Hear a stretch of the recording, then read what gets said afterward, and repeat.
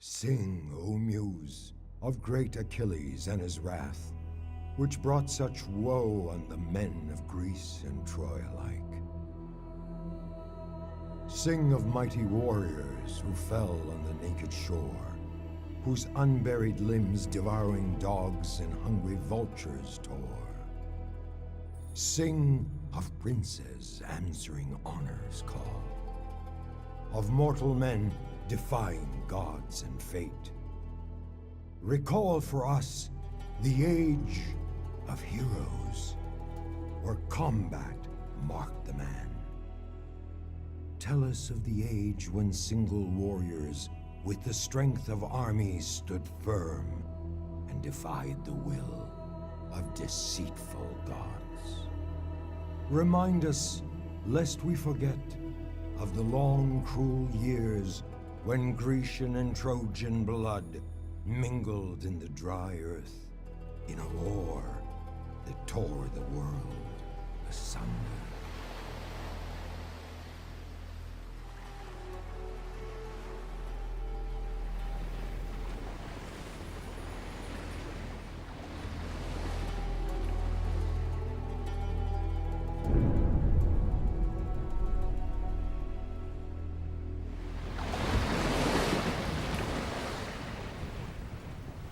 Have they seen us?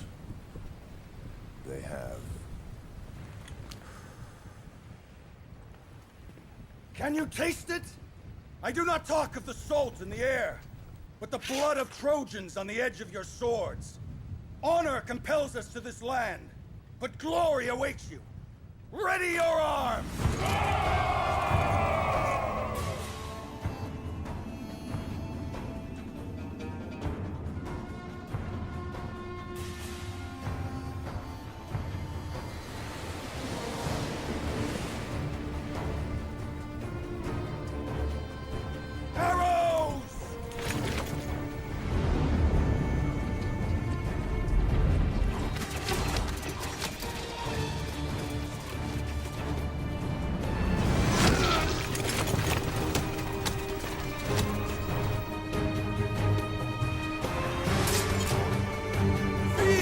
Men of Troy!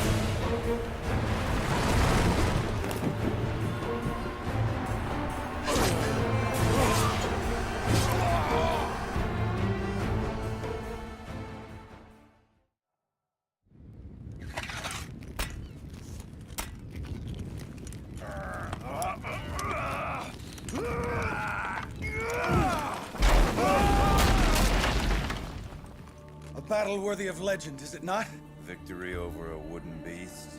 Still, it was a victory, and many more await us. Troy's days are numbered. The longer it takes to save this Spartan queen, the better.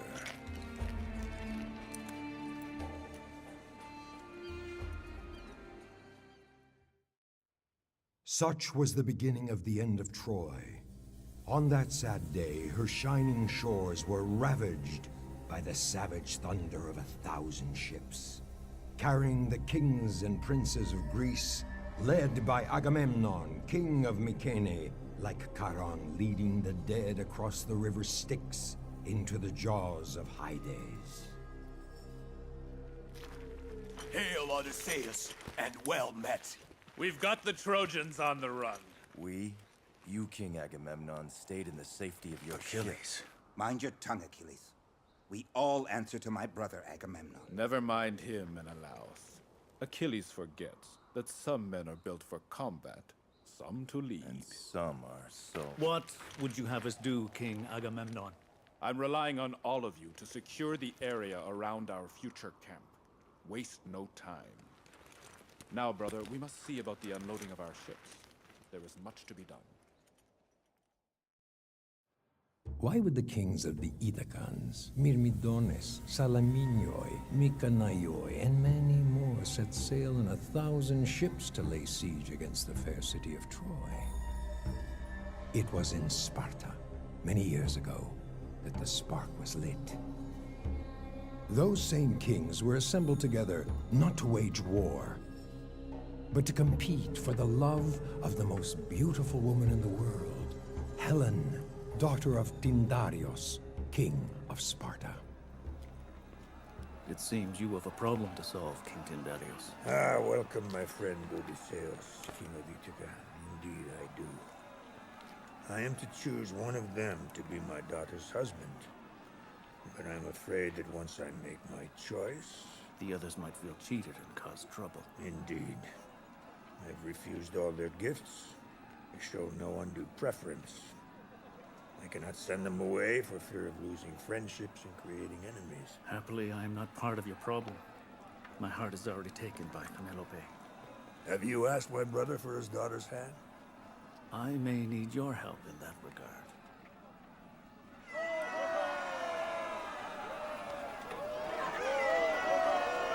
Next challenger! These games won't decide who wins Helen's hand. She has asked me to choose Menelaus. I do not want to refuse her. What can I do? I think I may have the solution to your problem. But in return, I need your help persuading your brother to relinquish the hand of the lovely Penelope. Always the schemer, Odysseus. If you can help secure a peaceful marriage for my Helen, then I will intercede in your name for Penelope's hand. It's very simple. What you need is an oath An oath. to be given by all of them before you announce your choice. An oath. What kind of an oath? I swear before the princes of the world and the Olympians in the sky. I swear before the princes of the world and the Olympians in the sky. To protect the marriage of Helen, Queen of Sparta, no matter who shall be her husband. To protect the marriage of Helen, Queen of Sparta, no matter who shall be her husband. So were the kings of Greece tricked into peace by a simple oath.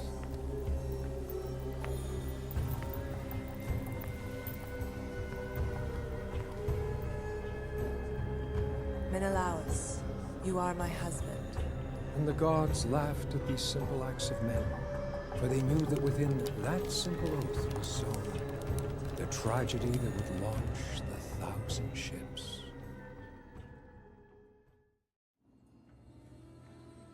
What happened next will be debated until the end of time.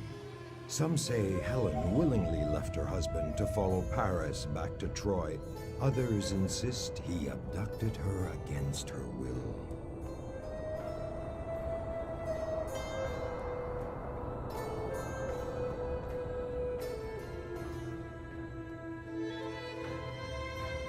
Helen, I cannot leave here with just the memory of the last few days.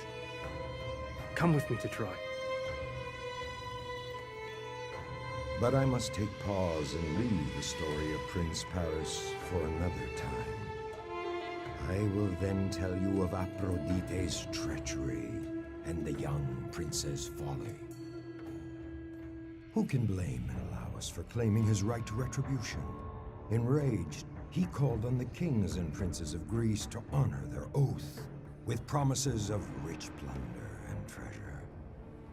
So was assembled the greatest army the world had ever seen. And together they set sail for Troy, under the leadership of powerful Agamemnon, Menelaus's brother, king of Mycenae. The mighty walls of Troy loomed above the Greeks, and dashed any hope of a quick and easy war. Those who retreated behind the impregnable walls found refuge and safety. Many of those who were caught outside either found solace in a cruel and sudden death, or abject desperation in lifelong slavery. The Trojans rallied. They stormed out of their gates in defense of their homes, their families, their king. Fiercer blood runs through the veins of those who defend, and fiercer still runs the blood through the veins of men when they follow a great leader like Hector, the greatest of Priam's sons. He was the one who led his men in aid of those still beyond the walls.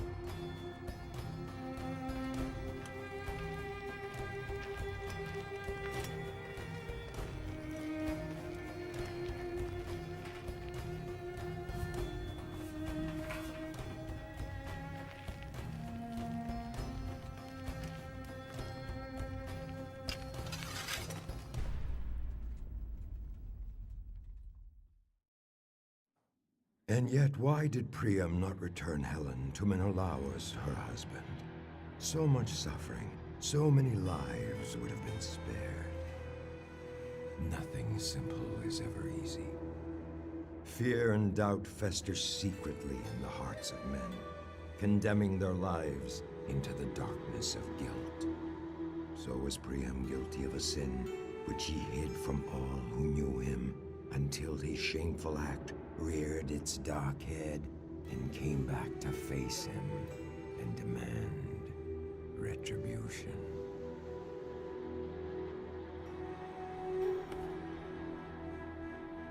It happened years before the war, when the gods looked favorably upon Troy and showered it with peace and plenty. That year, the altars were kept burning with offerings to the gods. King Priam sought the best bull in the land and offered it as a prize in a tournament. It was a great day. The first day of the end.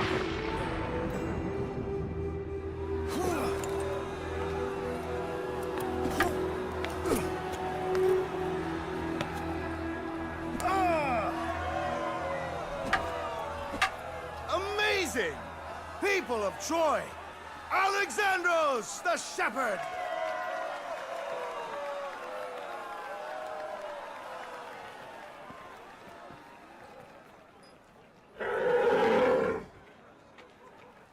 Quite a beauty, isn't he? It's my bull, stolen from my herd. It's a prize offered by King Priam for the games. Are you saying the king stole it? His servants did, to keep the gold they were to buy it with.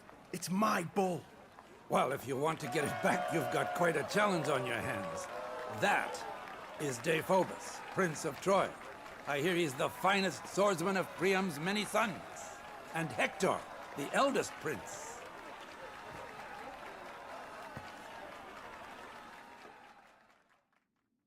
Sparring against common men was an easy task, but facing Deiphobus was too much of a risk for Alexandros. Instead of competing for the bull against Troy's champions, the young shepherd untied the ropes holding the beast and pulled it out of the arena. Deiphobus would not stand for this insult and went after the young man. Alexandros fled through the streets of Troy to the altar of Zeus, where he hoped to find sanctuary.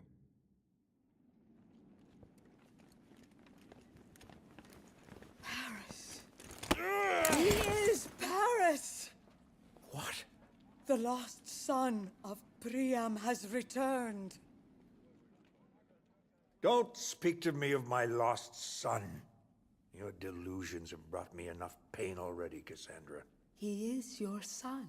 Young man, who is your father? My father was Agelaus, a shepherd, as am I. Agelaus. He was a valued servant in my court. The man I trusted to take my Paris. You are the torch which brings fire and death to Troy. Great king! King Priam! Father! Forgive me, O great king. Have mercy. I could not bring myself to do what you asked of me. Have mercy on him. It is I who should be punished for disobeying you, sire. Never has disobedience been so welcome. It's true. The day you were born, Isakos, the sacred seer, foretold that you would be the ruin of Troy. His words were never false. So I ordered Agelaus to take the child from his crib and end his life. From this moment on, you are a true prince of Troy, my Paris, and none shall ever threaten you again.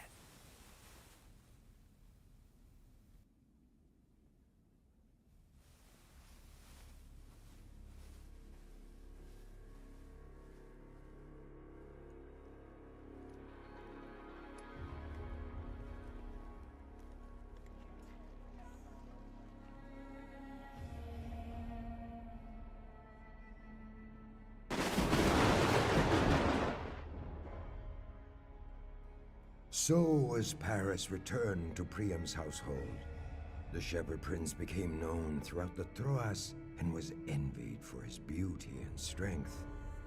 It was Aphrodite, goddess of love, who years later drove Paris to Sparta and into Helen's arms, kindling a love that ignited a fire that consumed the world. How could Priam refuse anything his son asked of him? It was with a heavy heart that he welcomed Helen when Paris brought her to Troy. Guilt so easily forces men to act against their own interests. The people of Troy took pause to think, to doubt, to wait. They knew it was only a matter of time, that there was a price to pay for a father's love, a father's guilt towards his forgotten son. They did not wait for long. Helen watched the battle waged in her name and felt the rage against her, same as a dying beast sees vultures circling above it, waiting for their time to feast on its carcass. Likewise did Paris endure the scorn from Greek and Trojan alike. He was not only the cause of all their misery, but also the only hope for their deliverance. This was, after all, his fight, his cause, his battle to win or lose.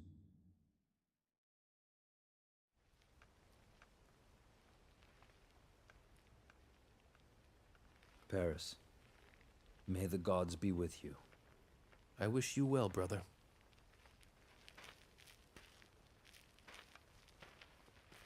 Menelaus! The last time I saw you, I greeted you as a friend. Today, I meet you as my enemy. Today, one of us shall fall for the love of Helen.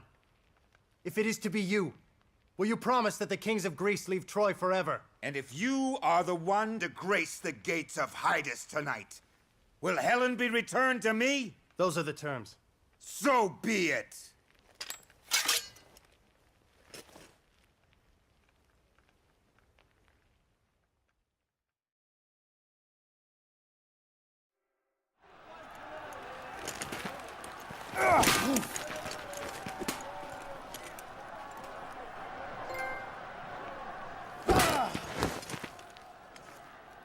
You have fought for many long years for my honor. Now at last, I will end the war which I started.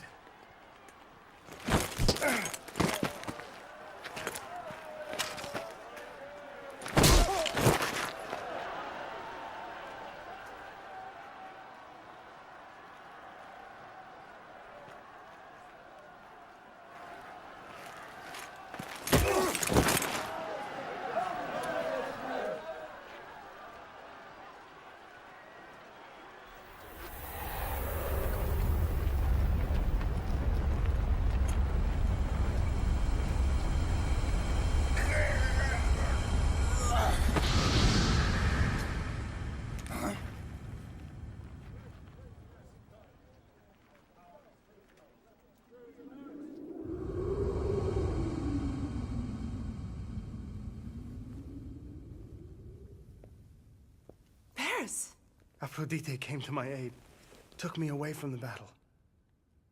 I am saved. You are. I wonder how many will rejoice. Is this the honor a Trojan prince shows in a challenge of his own issue? Is this what Helen left me for?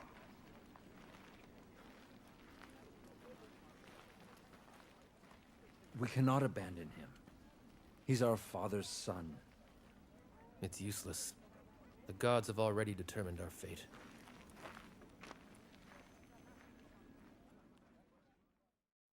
Years passed, but the walls of Troy stood firm and impregnable.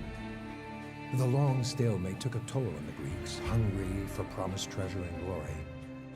Among them Achilles, the greatest of all warriors, king of the Myrmidones, son of the nymph Thetis. Rather than standing idle under the invincible Trojan walls, he led his men against neighboring towns and cities, which fell to his sword like weeds to a scythe. In 3 years, Achilles conquered 12 cities, which he claimed and plundered, begrudgingly sharing the loot with Agamemnon.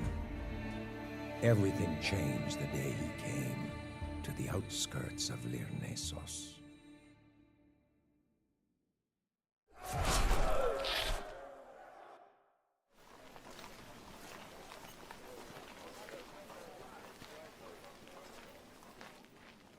A brave man. And a foolish one. I gave him the choice to live. He refused it. Monster! Damned be the womb that bore you! Measure your words well, woman. For my mother is a favorite of Zeus. You shame her! For you are nothing but a murderer of farmers and old men! I would have spared him had he yielded. You wield your sword as if it were a beacon of justice, and hide your cruelty under the robe of might. I know who you are, Achilles, and I now know what you are. I too am not afraid of you. I too will not bow to you. Finish me off like you did that old man. It will be easier, for I carry no weapons.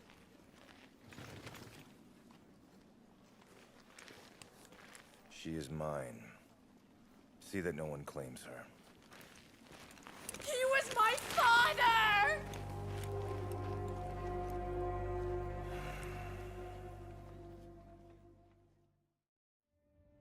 While this war raged, blackening the sand with pyres lit for the fallen, far across the sea, the city of Athens was about to face a mortal enemy. The Athenian king Theseus had kidnapped Hippolyte, the mighty queen of the Amazons. Grant us the strength, Father Ares, to free our queen, my sister. Penthesilea, we should attack together before their guards are alerted. We will.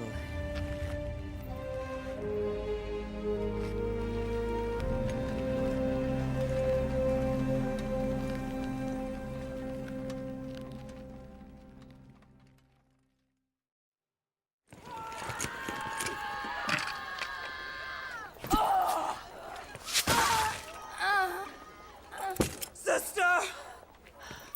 No! Hippolyte! I'm sorry! What happened? Queen Hippolyte? Sound a retreat! Retreat? We have the Athenians on the run. Gods help me! We must retreat! Now! Retreat! Call the retreat!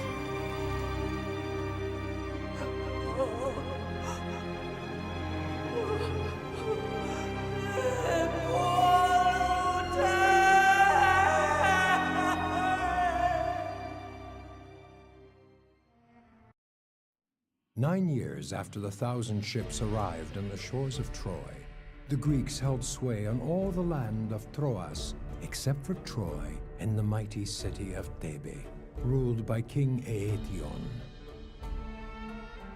Agamemnon and Ajax sailed for Thebe, Troy's last ally. Where others had failed, they resolved to conquer. Prince Ajax, Thebe is ours! Yes, King Agamemnon. Thebe is ours. This indeed is a day to be remembered in poetry and song. The day King Agamemnon took Thebe, city of Heracles. Let it be told how her walls trembled in fear of his sword and might. I am the high priest of the great temple of the twin Olympians. Apollo is my patron, and I will happily offer you any tribute, anything you desire from our holy treasury in exchange for my daughter's freedom. I do not need your ransom, old priest. The coffers of this city will do for now. Agamemnon, he is a high priest. You cannot refuse his pledges. He offers me ransom from the holy treasury of his temple. Will I accept ransom from the gods? I will have nothing to do with him. Take the girl to my ship. The rest put to work. Except the priest. Let him go cower in his temple. You will regret this disrespect, King of the Greeks.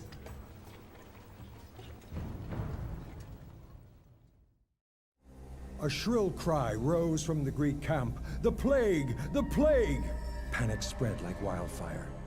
Men woke up to find the cursed blemish on their skin, where before they stood with comrades, the afflicted were banished outside the camp to wait for death to end their misery. The council entrusted Achilles and Patroklos to seek out a reason for the curse. Their only hope was to journey to the temple of divine Apollo and beg for mercy, for answers, for deliverance. On their way, Achilles' mother, Thetis, nymph of the seas, came to her son. She warned him that he should not harm Troilos, the youngest Trojan prince, should he encounter him on his journey. Prince Troilos, warned Thetis, was a favored of Apollo, and killing him would incur the wrath of the gods. Was it pride? Was it arrogance? Or was it pure folly that drove Achilles to ignore his mother's warning and declare that no fate, no god on Mount Olympus could keep him from what he had already resolved to do? The destruction of the House of Priam.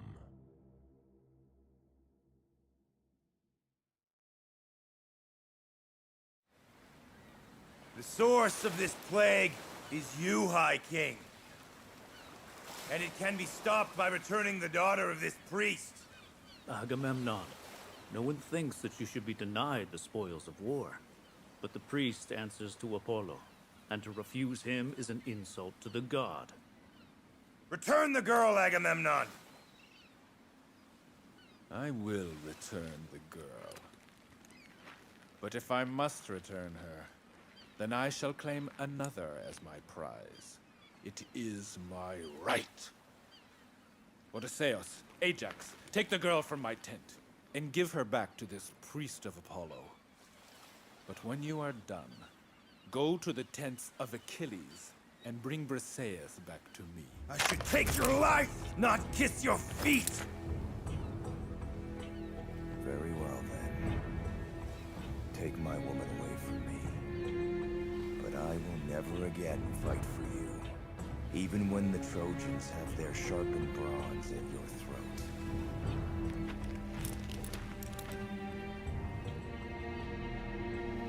May the wrath of the gods descend upon you all, and curse your offspring in eternity! The news that great Achilles had withdrawn his sword and his Myrmidones from the fight spread like wildfire in a parched forest. The gods on Mount Olympus bickered and argued among themselves. Achilles' defiance threatened their divine plan, and their authority was being brought into question. Their resolve was to teach the Greeks a lesson they would not soon forget. Favor was thus removed from the Greeks and bestowed upon the Trojans. With the Greeks suffering one defeat after another, the Trojans grew bolder.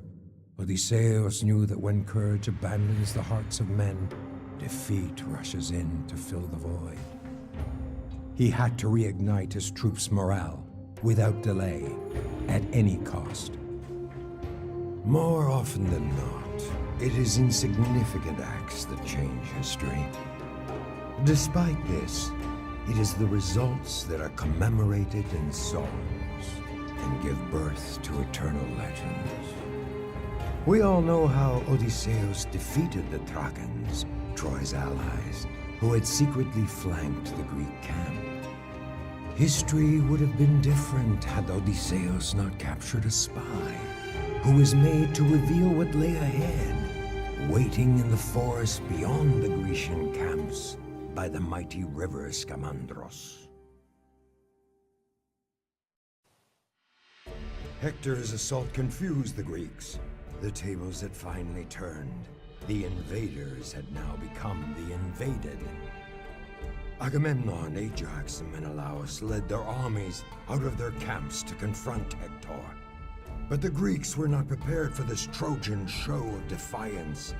Chaos and disarray crippled Agamemnon's forces, and soon he was surrounded. It fell upon Ajax and Menelaus to rush to the king's defense. I'll get Agamemnon to safety.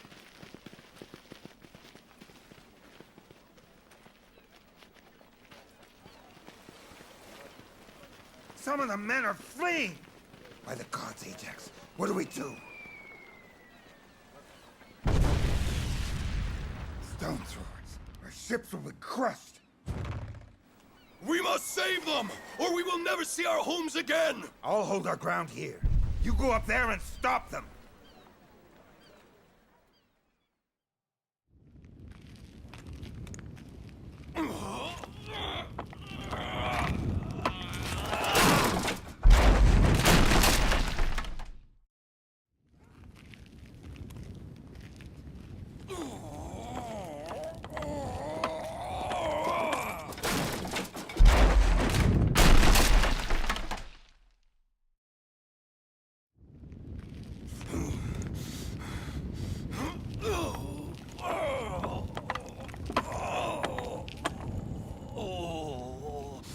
Achilles, I cannot do this without you.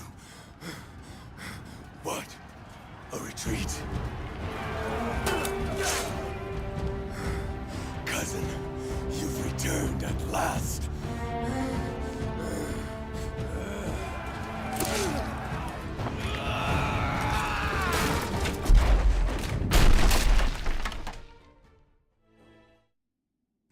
As I promised, I will now tell you of Aphrodite's treachery, and how Paris was nothing but a pawn in the eternal game played by the gods at the expense of men. Barely a year after Priam had brought his lost son Paris back into his household, the three goddesses, Hera, Athena, and Aphrodite, visited the young prince. They asked him to choose the fairest among them, a question mighty Zeus himself refused to answer, for he knew that preferring one meant making an enemy of the other two. So he convinced the goddesses to let Paris make the choice. The three goddesses bribed the young prince with fortune, conquest, and love. And gentle Paris chose love, chose passion, chose Aphrodite.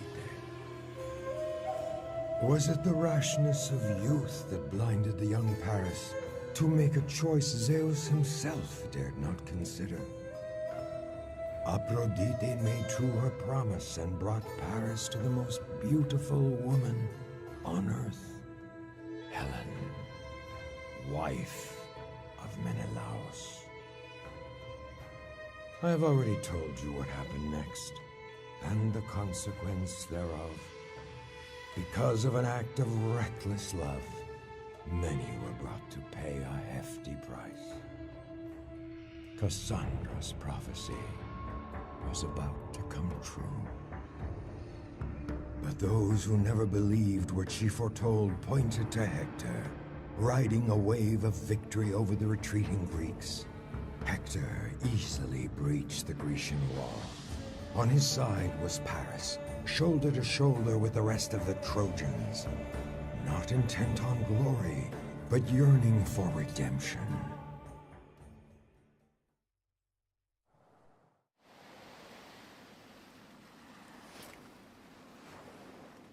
Zeus, you tricked me! I was doomed whatever my choice. I am mocked by the gods, but I'll mock them back instead.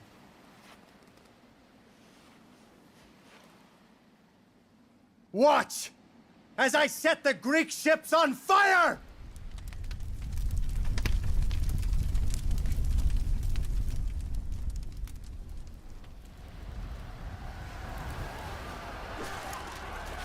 Achilles, he is back.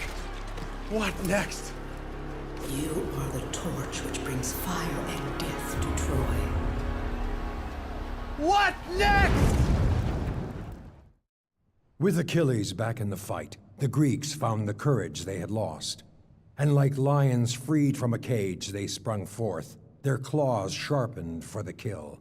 But not everything was exactly as it seemed. You see, sometime before Achilles was seen leading his men back to battle, King Agamemnon and Odysseus hurried to Achilles' tent. There. I return her to you. I swear I have not touched her. Will you now rejoin the battle? How can you idle here while brave men die?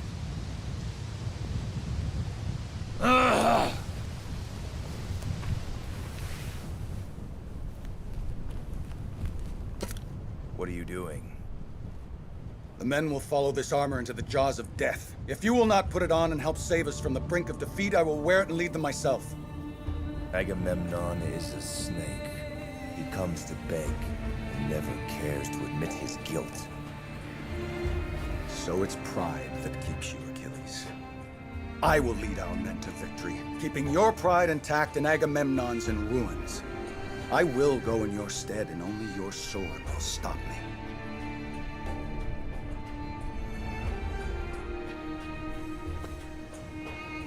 You will push the Trojans back to the river, but you will not go across it. Do you understand what I'm telling you, Patroclus?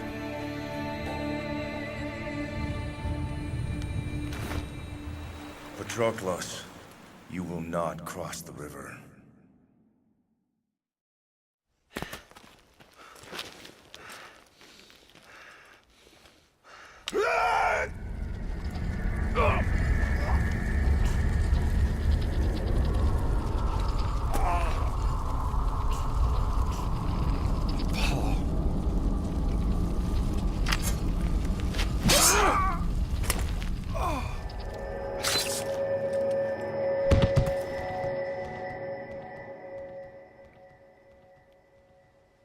This is not Achilles.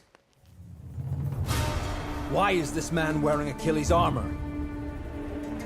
A sleeping beast was about to be wakened, his roar to be heard across the land, his fury to provoke carnage and ruin never seen before. The vibrant color of spilled blood soon turns into dark patches of putrid waste. The darkened, contaminated soil around Troy loomed like a portent of darker deeds yet to come. Woe is to him that believes the gods have the interests of man at heart. As time passed, the tide of war changed at their slightest whim. Not trusting the gods for deliverance, Priam sent King Aeneas to search for allies, ready to come to Troy's aid. Aeneas easily convinced Penthesilea to lead her Amazons to Troy. Haunted by Hippolyte's death, the Amazon queen wished only to die.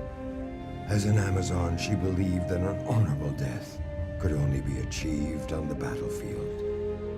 Aeneas took pity on the queen and convinced her to seek a cleansing from Priam, a renowned healer of the spirit. The day Hector lifted the blood-soaked helmet from the fallen Patroclus, King Priam welcomed the Amazon's arrival. He readily agreed to perform the cleansing Penthesilea ardently asked for. Together they set out on a journey to the great temple of Apollo and Artemis, where the ritual was to take place.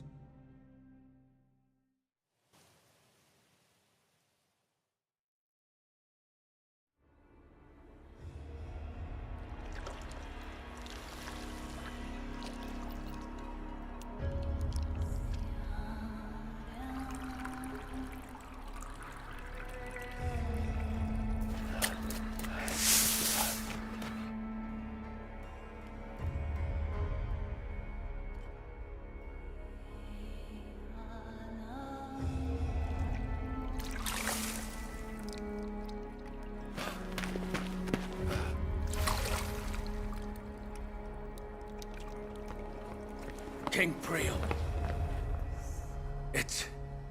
It's Prince Hector.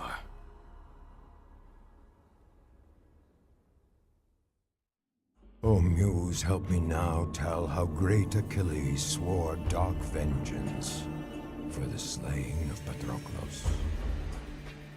Upon Achilles' return to the ranks of the Greeks, Agamemnon and the kings and princes of Greece rejoiced and gave thanks to the same gods they had earlier so vehemently condemned. But Achilles was without his armor. Hector had wrenched it from Patroclus's body and claimed it as his due spoils of battle. It was Thetis, Achilles' mother, who intervened. She came to her son with gifts of solace offered by the gods, the instruments of rightful revenge.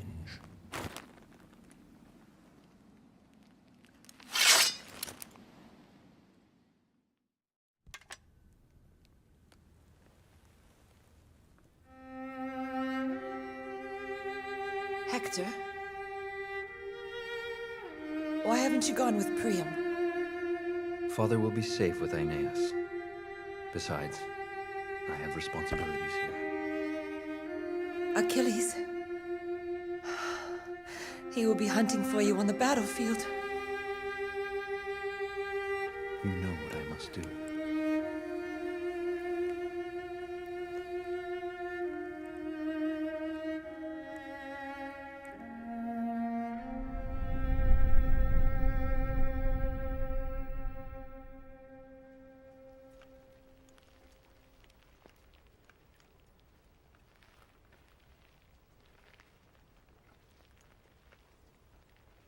Hector! Achilles, as we are both men of honor, let us promise that whoever wins today shall return the body of the other to his people. I will promise this to you before the gods. Will you do the same? Lions do not make promises to men, nor wolves to sheep. Your blood will quench Ares's thirst, and your flesh will be left for wild dogs to tear asunder. Prepare yourself.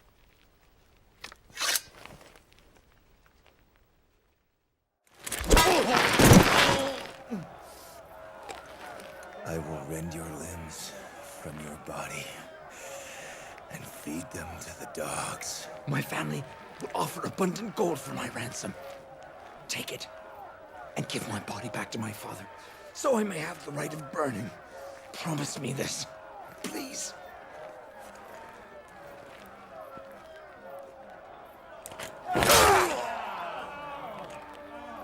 The hand of fate dooms us all, Achilles. I die for my people. Who will you die for?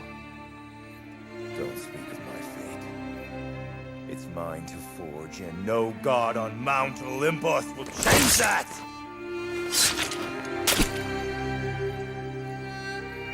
So dies the madman who thought he killed Achilles!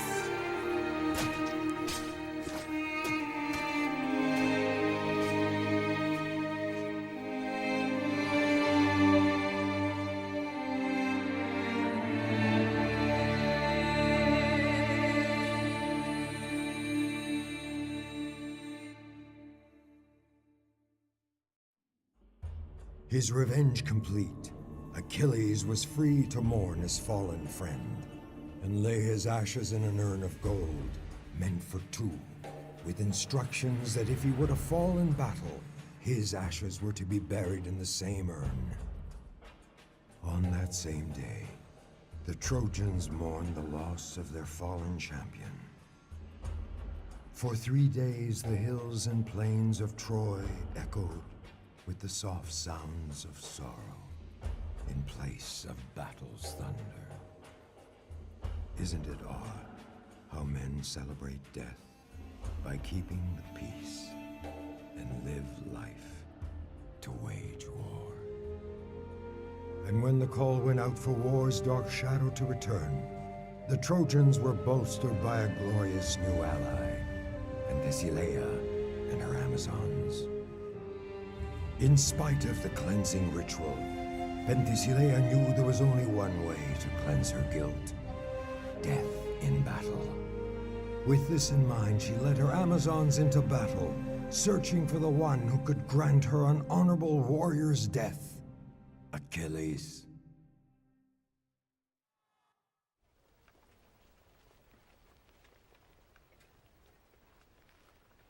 My queen, remember, the gods play with us and tease us for their amusement. You bear no guilt for what they have caused to happen. Thank you, fair prince. This is my time. Penthesilea! It is not the beauty of your countenance that I face, but the blood of an enemy that must be spilled upon the earth. And it is but another warrior that I face. Another man too proud to face his death.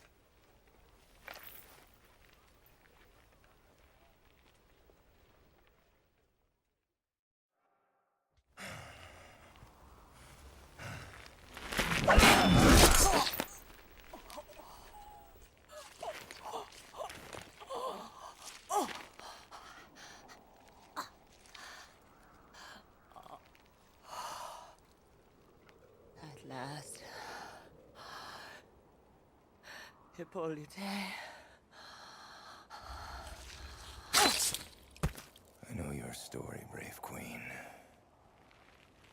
If only we had met elsewhere. Away from this bloody game we play.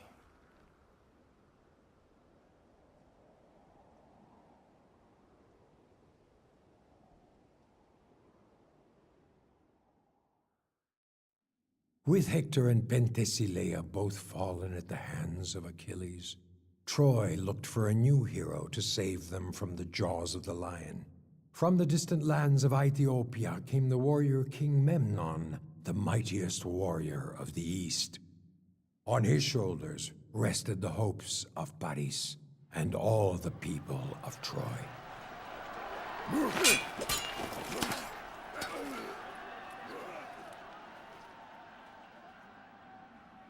You knew all along, didn't you? You and Cassandra. Hector is dead because of my selfishness. And Troilos, and Penthesilea, and Sarpedon. Enough, Paris. More is in store for you, Paris. Who knows? You may even find some solace in what's to come. Solace is beyond my grasp. By the gods! What? Memnon has fallen. Achilles is charging the gate! Quickly!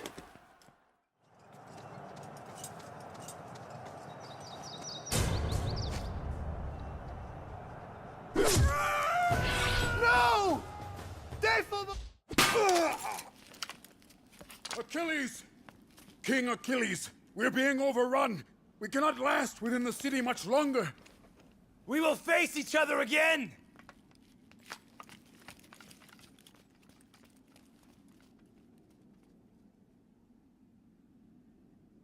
Gods above, guide me. If this is your will, do not fail me now.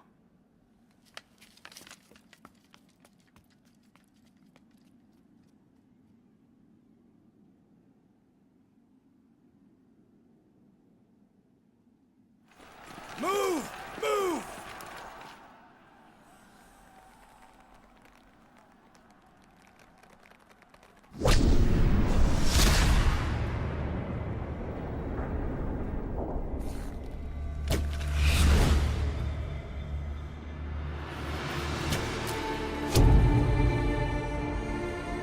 Die, beast!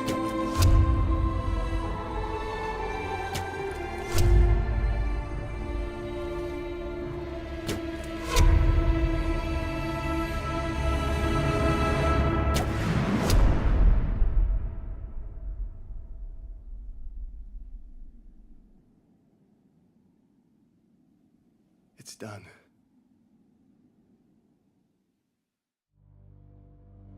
When great men fall, gods, men, and beasts turn silent.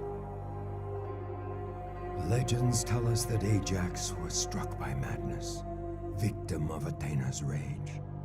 And yet we all know that we readily attribute to the gods all that we know nothing of. Those who followed Ajax tell of signs that all was not well with their prince. did it start the day he saw his cousin Achilles fall.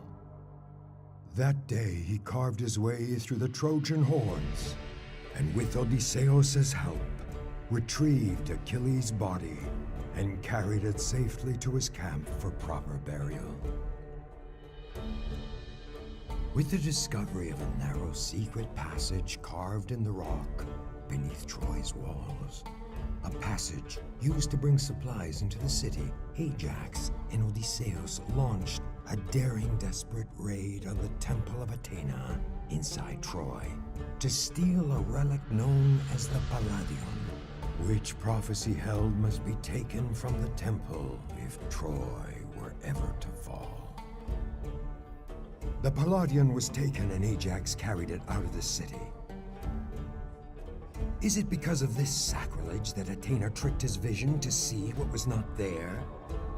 Did she kindle the anger and despair that made him see enemies even when he gazed upon friends? The kings of Greece insult me! I helped Odysseus bring Achilles' body, but he is awarded with Achilles' armor. I carry the Palladion, but Odysseus gets to keep it. What isn't given to Odysseus is given to your brother. I have earned my share of the glory too, but where is my reward? Your words are seditious. Do you plot against us? No, but I do claim my reward. Traitor. Menelaus, no. Stop! Menelaus! I said stop!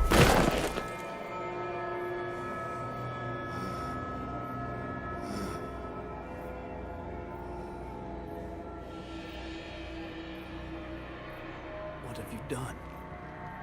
You've murdered the man you swore to protect.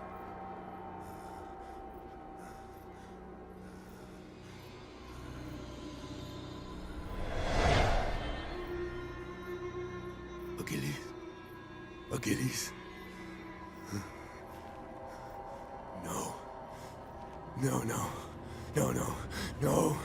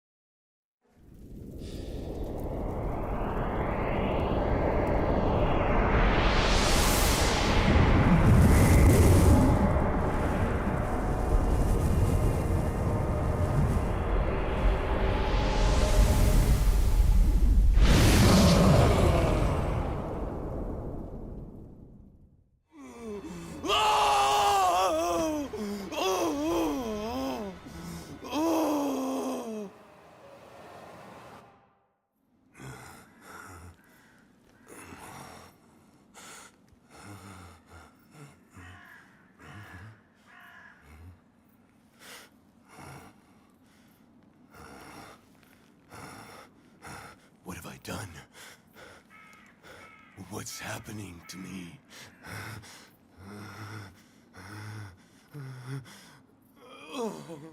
What have I done? What have I done? What's happening? What's happening to me?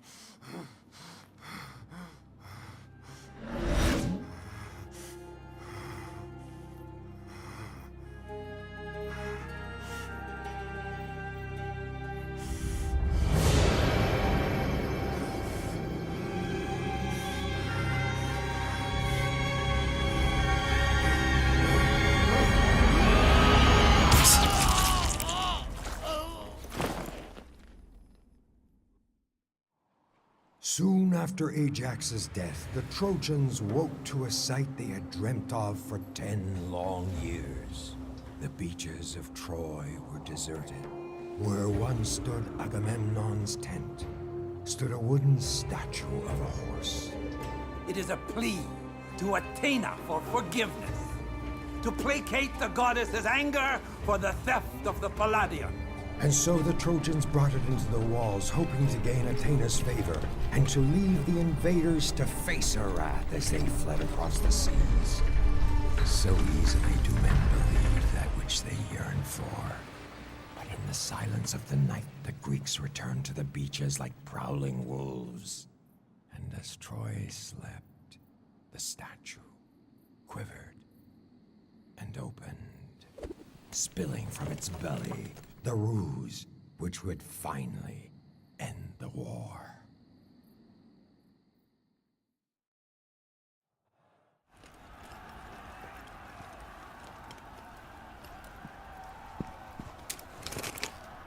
Paris, stand down. You will not harm Helen. Paris, wait!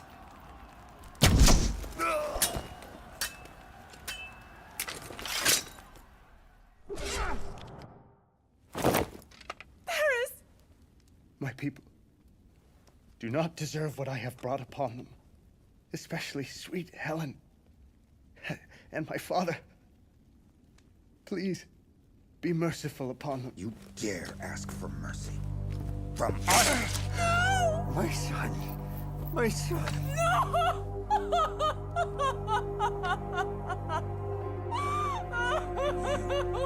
You will die in front of all my men, wiping clean the shame you have brought upon me, upon Sparta. Menelaus, enough have died.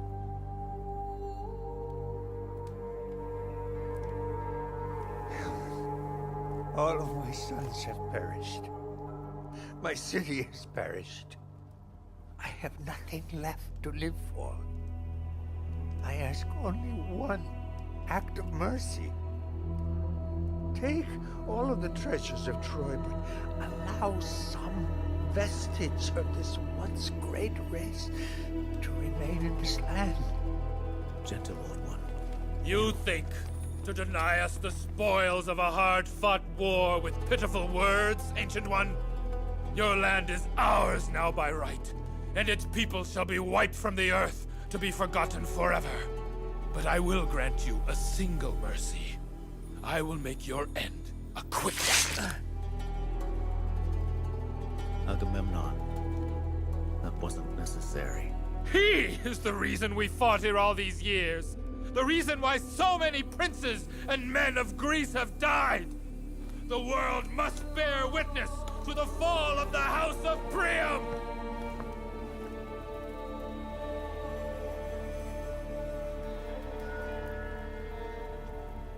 The oath fulfilled, the kings of Greece set sail for home, leaving behind them the blackened ruins of a once glorious city. The gods took pause, not to mourn, not to pity. The gods are not capable of such human weakness. They paused to plot vengeful retribution against all those who dared think they were the architects of history, conquerors of fate, masters of their own lives.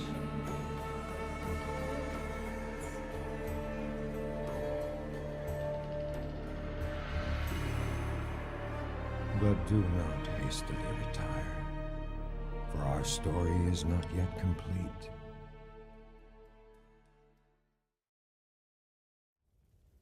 The night the horse was brought into the city, the citizens of Troy celebrated with passion and abandon. Exhausted, they retired to their beds, finally to sleep and not to dream. Deep into the night, Aeneas woke to the sound of mayhem and madness. He rushed to his window and watched the Greek hordes plunder and ravage the sleeping city like tiny insects scouring the carcass of a wild dog. There was little he could do except secure his friends and family. With this in mind, he rushed to Priam's palace. Aeneas! Where is your father? I will take care of my father. But you, Aeneas, you must go take care of your family. Troy is no more. All is lost. Cassandra! One torch burns a city. Another is carried to safety. Aeneas, you will lead those who remain to a new shore and found an empire greater than Greece and Troy combined. An empire that will rule the world for 1,000 years, never to be equaled in the story of man. Let her go. She is mad. Aeneas, The fallen walls will lead you to safety. Go. Get your family. Save who you can. I will stay and finish what I began. Paris, I cannot— Go, Aeneas! Live!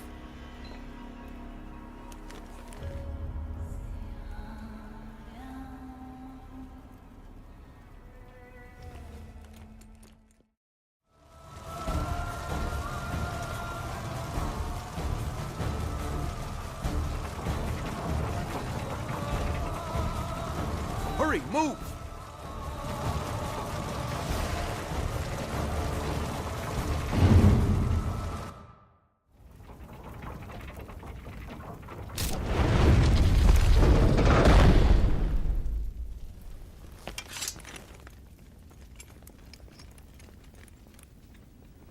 Aeneas, look, Alpha and Omega.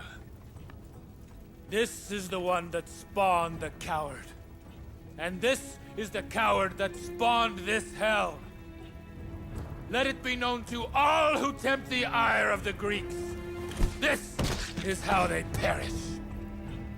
Agamemnon, this atrocity does not become a king. I am Agamemnon. I will be remembered as the conqueror of Troy, of Thebe, and all of the cities that infest this land. What is left of them will now bend to Agamemnon's will, and so shall you!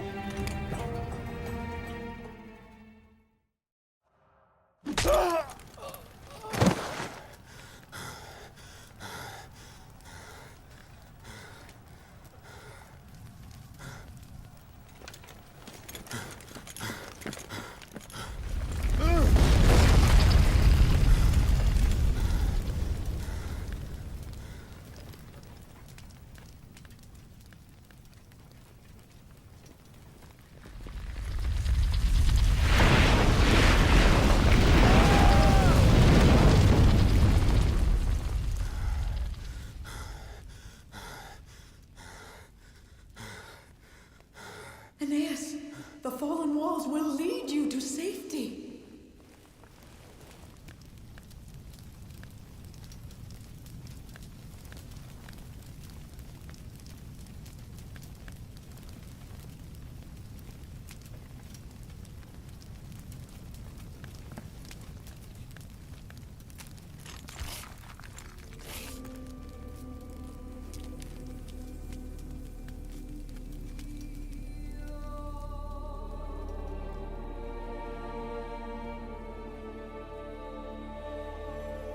So easy to destroy in a night what takes generations to build. Is man forever doomed to repeat this folly? So ended Troy. For Aeneas and all who had followed him, it was the beginning of a long and arduous journey, spurred by what Cassandra, she who was never believed, had foretold. Aeneas, you will lead those who remain to a new shore and found an empire greater than Greece and Troy combined. An empire that will rule the world for 1,000 years, never to be equaled in the story of man.